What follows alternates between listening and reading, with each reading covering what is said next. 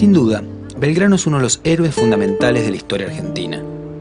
Solo hay dos personajes que han recibido pocas críticas y han sido respetados por distintas corrientes de historiadores y por distintos sectores políticos a lo largo del siglo XX: San Martín y Belgrano.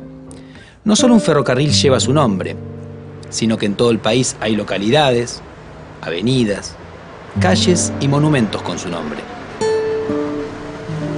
Entre las 7 figuras que se eligieron en la década de 1990 para ilustrar los billetes de pesos argentinos, uno de ellos es Belgrano.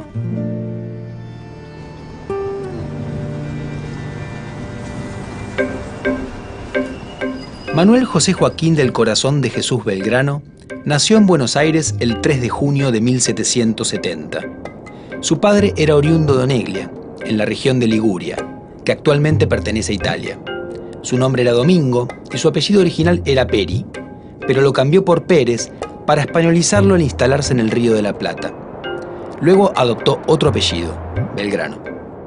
Una leyenda dice que se debió a que producía buen trigo, un grano bello. Se casó con María Josefa González Casero, nacida en Santiago del Estero. Era dueño de una de las fortunas más importantes de Buenos Aires. El joven Manuel estudió leyes en la Universidad de Salamanca, en España, algo reservado a gente muy pudiente en el Río de la Plata, donde la mayoría de los que cursaban estudios universitarios lo hacían en Córdoba, en Chuquisaca o en Santiago de Chile. Se interesó especialmente en la economía. Volvió a Buenos Aires en 1794, al ser nombrado secretario del Consulado de Comercio, cargo que ejerció hasta 1810.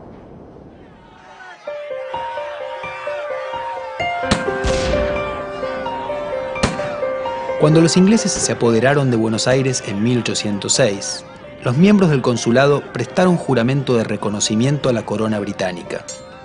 Belgrano se negó y pasó a la banda oriental. Volvió a la ciudad después de la Reconquista y se incorporó a las milicias voluntarias que se formaron para enfrentar un posible nuevo ataque. Belgrano ingresó al cuerpo de patricios, que agrupaba a los nacidos en Buenos Aires, y fue elegido sargento mayor del regimiento. Los oficiales de patricios eran elegidos por la tropa, y en general los que fueron nombrados eran miembros de la élite de la ciudad. Belgrano cuenta en su autobiografía que hizo trampa en una elección para evitar que triunfaran los que él llamó dos hombres oscuros, es decir, de origen popular. Se entrenó en el manejo de las armas y estudió algunas claves de la vida militar. Al año siguiente participó en la defensa contra la segunda invasión inglesa. En mayo de 1810, Belgrano formó parte del grupo revolucionario y fue nombrado vocal de la primera junta.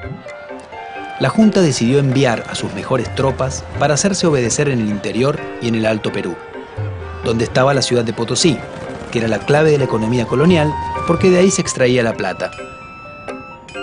Pero también decidió enviar una segunda expedición a Asunción del Paraguay, para obligarla a plegarse al movimiento revolucionario. El mando del pequeño ejército le fue otorgado a Belgrano, que no era un militar profesional, pero sí un revolucionario decidido. La precaria expedición fue derrotada y el Paraguay no aceptó más la preeminencia de Buenos Aires. Belgrano estaba ligado a los grupos morenistas, es decir, seguidores del pensamiento del fallecido Mariano Moreno, que impulsaban cambios importantes. Los que gobernaban cuando regresó a Buenos Aires eran sus rivales, los moderados saavedristas, pero en septiembre de 1811 los saavedristas fueron removidos del gobierno y se nombró al primer triunvirato en lugar de la Junta. Este designó a Belgrano jefe de los patricios.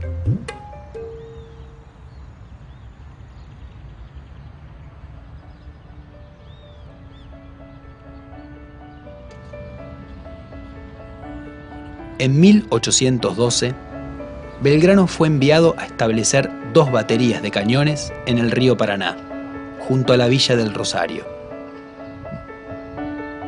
Allí enarboló por primera vez el estandarte que diseñó para sus tropas. El triunvirato no quería que se creara un pabellón, porque eso ahondaría el camino a una ruptura total con la monarquía española, paso que todavía no gozaba de consenso entre la dirigencia rioplatense. Pero Belgrano decidió seguir adelante y creó la bandera.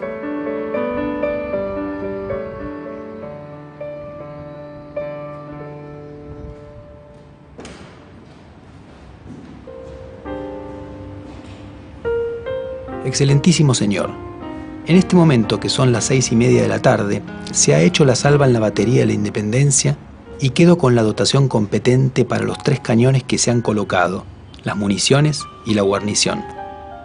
He dispuesto para entusiasmar la tropa y estos habitantes que se formasen todas aquellas, y les hablé en los términos de la copia que acompaño.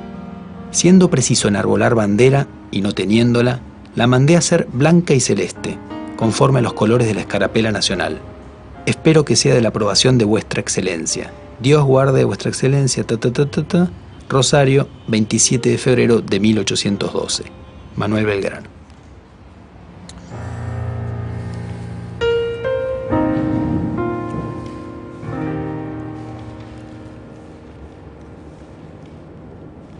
Los colores de la bandera, celeste y blanco, provienen de una orden que había fundado el rey Carlos III, el más importante de los Borbones españoles, en 1771.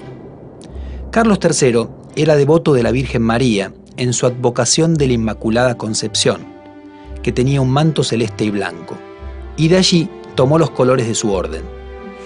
Belgrano adoptó entonces unos colores muy conocidos en los dominios españoles, y al hacerlo, evitaba además que se hablara de una ruptura total por parte de los revolucionarios, puesto que eran colores de la monarquía. Más tarde le agregaría un sol incaico, en amarillo. El sol era un símbolo americano en una divisa de origen europeo. Después de su paso por Rosario, Belgrano fue enviado a hacerse cargo del desorganizado Ejército del Norte, que luego de la Revolución había ocupado el Alto Perú, la actual Bolivia, pero después había sido vencido y estaba en retirada. En la ciudad de Jujuy hizo bendecir la bandera por él creada y motivó a los restos del ejército. En esa emergencia, Belgrano ordenó a los pobladores de Jujuy y de Tarija abandonar sus casas y bienes para no dejar nada al alcance del ejército enemigo que avanzaba hacia el sur. Se aplicó la política de tierra arrasada y se incendiaron campos sembrados. El movimiento pasó a la historia como el éxodo jujeño.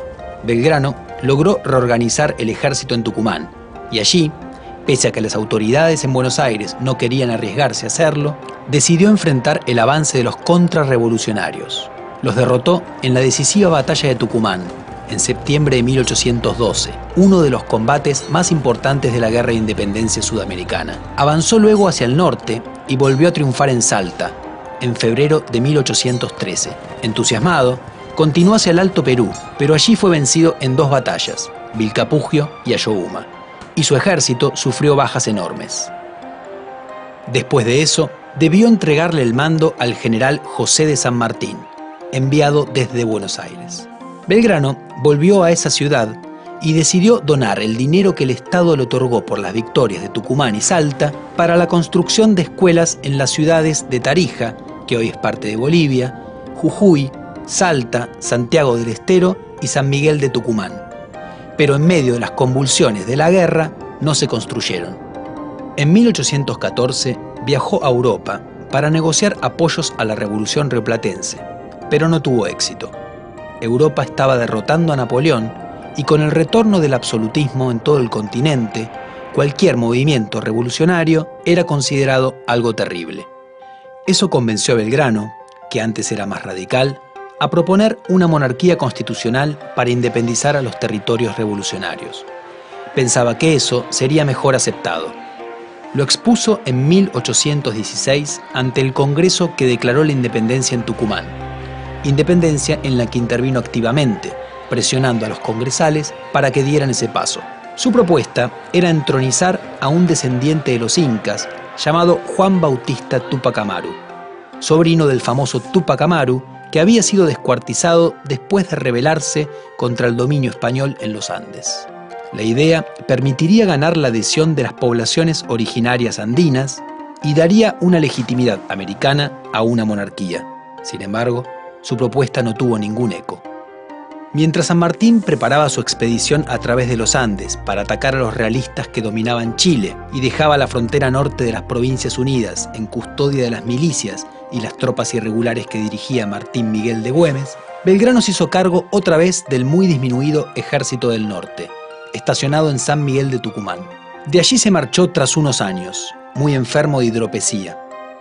Al pasar por Santiago del Estero, su antiguo subordinado Manuel Dorrego, quien culpaba a Belgrano por haber sido alejado del ejército, disfrazó a un loco de general e hizo que desfilara delante de la casa donde estaba Belgrano, para burlarse de él. Regresó a Buenos Aires sin dinero y murió pobre el 20 de junio de 1820. Como la provincia estaba atravesando una gran crisis política, casi nadie reparó en ese momento en su fallecimiento.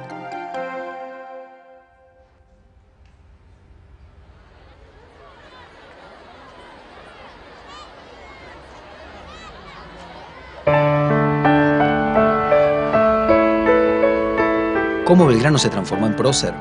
En los años que siguieron a su muerte, con la situación política más calma, se lo empezó a recordar. En la década de 1850, Bartolomé Mitre lo eligió como el personaje a través del cual contar la revolución y la independencia, otorgándole un lugar fundamental. Fue uno de los primeros héroes históricos en tener un monumento, que se erigió en su memoria en Buenos Aires, en Plaza de Mayo, en 1873. En 1938 se decidió que la fecha de su muerte iba a ser un feriado nacional, el Día de la Bandera, y se inició en Rosario la construcción de un monumento para homenajearla.